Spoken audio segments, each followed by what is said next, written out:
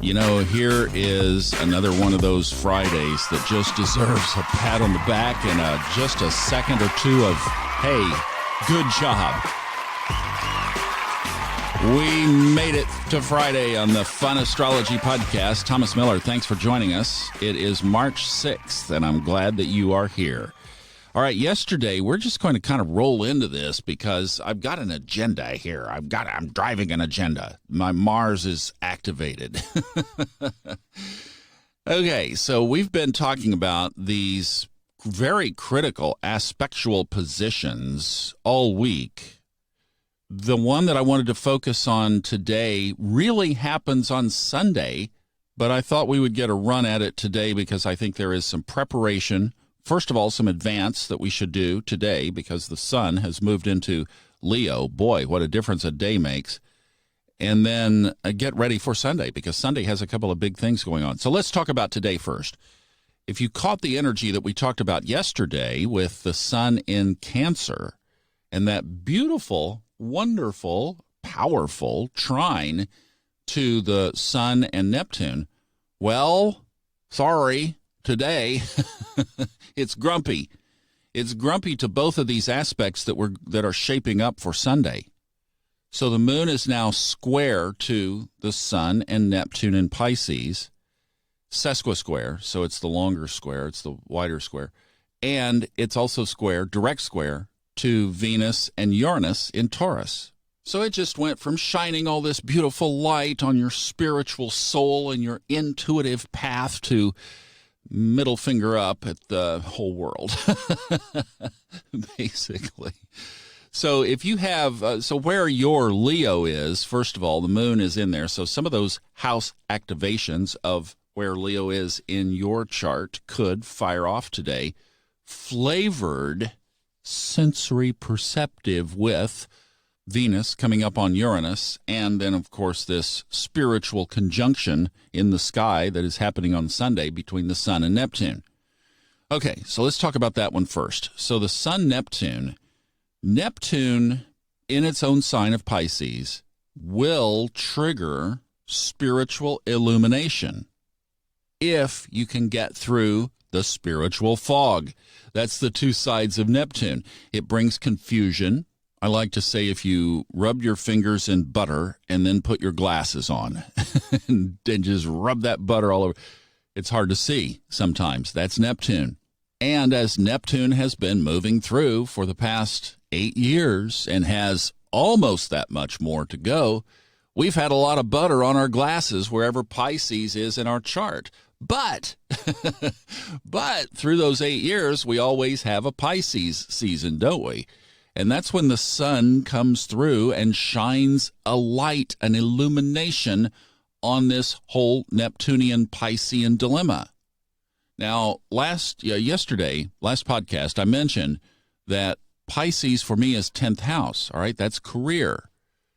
It was a year ago during the sun's illumination in this house and sign that I got illuminated about my future, moving from Colorado to Texas, getting back with Majana, this podcast, her podcast, Life After Life, us working together on the things that we're doing, all of that illuminated basically out of this position. It unfolded over about a 3-month period, but I'm just saying the sun started to shine the light on it during its pass over Neptune. Did I say last year? I think I said last year. That was 2 years ago. Anyway, the point is the sun illuminating these areas, the sun's activation, which will happen at exact conjunction on Sunday, is a great time to really get the light shining on these spiritual areas and on that area where Pisces is in your chart. Now, the other one is Venus conjuncting Uranus. Uranus takes 7 years to go through a sign. It's only at 3 degrees. Now, it'll go retrograde again. So, this is going to be a slow path. And what that does is it really lets those Uranian characteristics simmer and cook, just like Neptune. Neptune is twice as long, 14 years. So these things really season that area of our chart with its flavor. So again, find where Taurus is in your chart and realize that you have Neptune just basically inside the door at 3 degrees, and now Venus, which rules Taurus, is getting ready to conjunct it. So Uranus represents change, disruption, out of the blue, out of the ordinary, unusual, social, technology. Venus represents basically love, harmony, beauty, home, and money. And as we've been talking about, this Venus-Uranus conjunction is square to Saturn-Pluto. And today it is also square to the moon. So that puts us in a T-square. Moon being opposite Saturn-Pluto. Think of that as a base of the pyramid. At the top of the pyramid is Venus-Uranus, and then you've got squares going down both sides, one side to the moon, the other side to Saturn-Pluto. So an opposition and 2 squares. Now, I'll tell you what I'm doing with this, and this is just me because during this whole Saturn-Pluto thing, I have come under an attack. There are really 2 big areas that Saturn-Pluto are shaking my tree pretty hard, and one of them involves money and is kind of right in the area of all of this energy. So what I've done, and this is where you could go to Majana's podcast and really get a lot of some of those episodes that she talks about this, is I've been going to the angels for protection. And thank goodness we are reading this chart together, because when you see a challenging day like today, what I'm doing and have been doing for this week, actually been working up to this, is calling on the angels to help protect this area, because I'm definitely under an external attack. So I'm just asking the angels to help guide through this.